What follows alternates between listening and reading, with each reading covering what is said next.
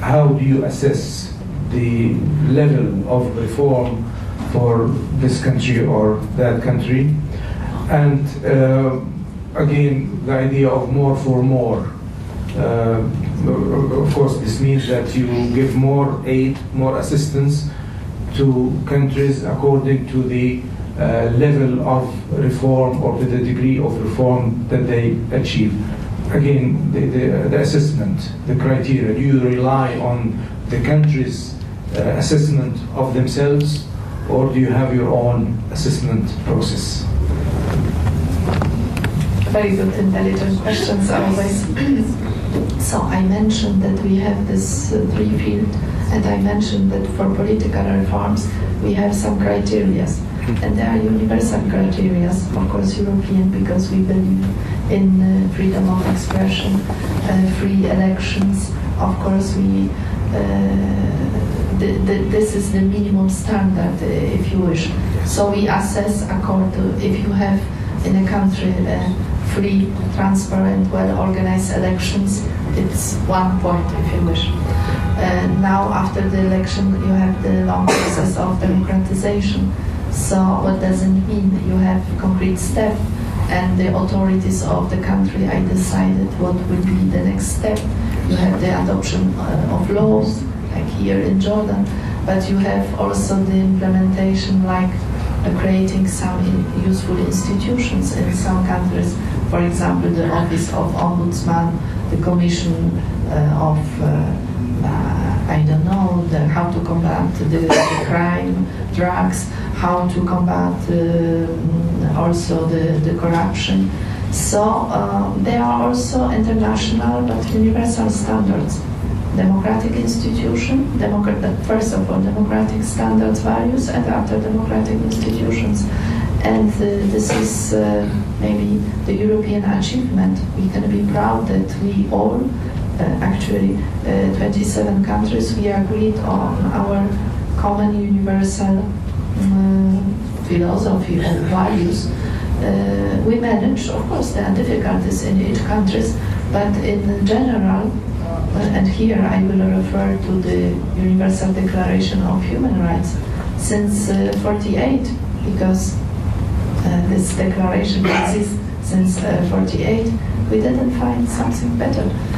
So of course we can improve, but as a common ground, you know, for the development. So we are trying to be more perfect, if we can say. But the basis is there. So there are criteria in general, but now the European Commission, because this is the European Commission who is giving money, and we have to remember this, is working with some procedures, very, very concrete and not easy procedures. So you have the benchmarks, and if you agree on benchmarks, after you have to implement the benchmarks. If you are not implementing the benchmarks, the money is not coming. So it's really complicated. Okay. Thank you. We will now. Okay. معلمنا وأستاذنا. إلى متى ستستمر فلسفة مور فور مور، الفلسفة الأوروبية مع الأردن قائمة؟ يعني لمتى؟ يعني من كذا سنة نتحدث مور فور مور. متى ستنتهي مع الأردن؟ السؤال الثاني دكتور سعادة السفيرة، هل تعتقدين الإصلاحات السياسية التي تمت كافية من وجهة نظر الاتحاد الأوروبي؟ ما هو المطلوب من الأردن خلال المرحلة المقبلة؟ شكرا. متعودة أسئلة سهلة. بالنسبة للمور في يعني مزيد من هي كلمة مزيد من الإصلاحات مقابل مزيد من الدعم. لا أستطيع أن أجيب على هذا السؤال، لأن السؤال يرجع إلى حضرتك. يعني في تطور، نتمنى أن أنتم كأردنيين يعني هتاخذوا قرار أنت هتنتهي، مش أنا، لأنني لا أتدخل طبعا في شؤون. هذا لازم يكون قرار على المستوى طبعا إجماع اتفاق بين طبعا المؤسسات الدولة وكذلك مواطنين، ونحن نشجع الأردنيين يحبوا أن يشوفوا كنتيجة لهذا التطور، لأن كل الدولة عندها خصوصية، وربما تجربة مجرية أو تجربة بولندية من البولندا لا تنفع في الأردن مثلا، فقط ممكن نجي بعض الأفكار. سؤال ثاني أنا نسيت. الإصلاحات السياسية التي تم هل هي كافية؟ وما الذي يطلبه الاتحاد الأوروبي من الأردن خلال المرحلة المقبلة؟ نعم، أثناء التاسك فورس نحن اتفقنا على تعاون في كذا مجالات، وإصلاحات سياسية كانت واضحة كما تعرفون في الأجندة، هي كانت واضحة بالنسبة للقوانين انتخابات طبعا الأحزاب،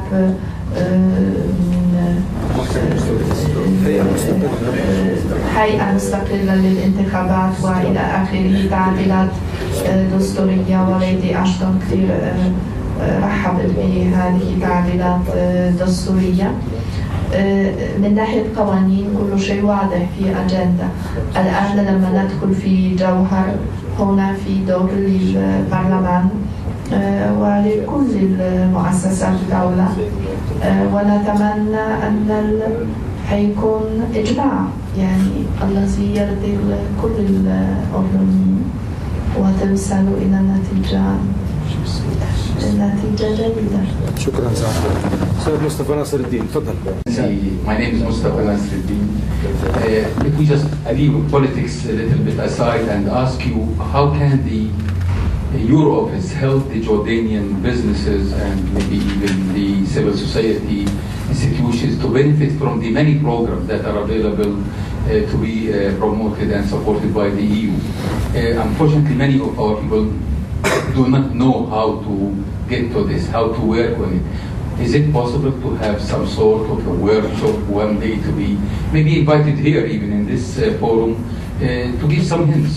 What sort of programs that are available for this year, maybe for the next year, and what to do to be able to benefit? Because we know many other countries are working very hard on this, while a lot of budgets that are allocated for Jordan just move from one year to the next year. Thank you. Excellent question, and I'm very pleased, and I will be happy to come with some ideas. When I have a few minutes, I try to see a Jordanian business community, because I believe myself very much in, of course, the economic cooperation. So I see some Jordanian chambers of commerce, different, of course, and I'm speaking about the possibilities. You are absolutely right that all mechanisms, European mechanisms, programs are not very, well known, because they are complicated concept, mechanism, instruments. So I will be very happy to organize here, or we can agree a workshop just for information.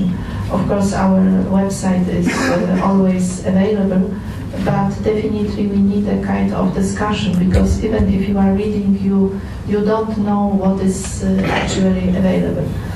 But what can I propose, and this is a very successful way of doing business, is to help young but also old people to create business.